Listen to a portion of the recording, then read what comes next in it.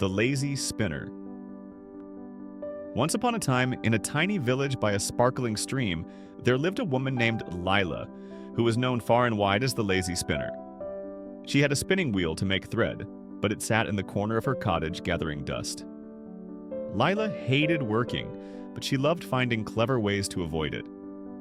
One day, the queen sent her royal messenger to Lila's door. "The queen has heard of your spinning skills, Lila," said the messenger. "She wants you to spin gold thread for her. If you succeed, you'll be rewarded. If you fail, well, let's not talk about that." Lila gulped but quickly smiled. "Of course I'll do it," she said, though she had no intention of working. That night, the queen's servants brought Lila a room filled with straw. "Turn this into gold thread by morning," they demanded, leaving her alone. Lila scratched her head. "How am I going to get out of this one?" she wondered. Suddenly, she had an idea. She opened the window and shouted, "Oh, mighty forest spirits, I need help!" To her surprise, a little squirrel with shiny fur scampered in. "Why are you yelling?" it asked. "I need someone to spin this straw into gold for me." The squirrel frowned. "I can't spin, but I can steal some shiny golden coins from the royal treasury and sprinkle them around. That should trick the queen." Lila clapped her hands. "Brilliant!"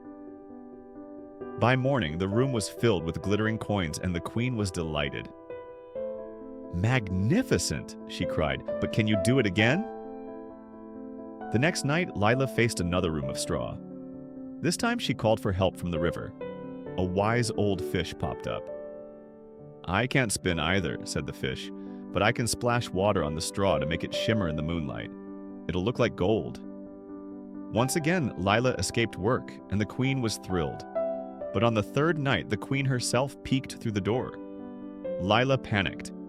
"I need a new trick," she whispered.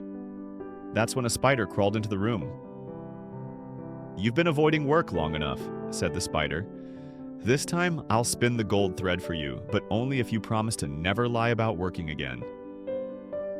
Lila reluctantly agreed, and by morning, the spider had spun the finest gold thread the queen had ever seen. The queen rewarded Lila with a bag of gold, but Lila kept her promise. She finally learned to spin and became the best spinner in the kingdom, though she always made sure to take plenty of snack breaks.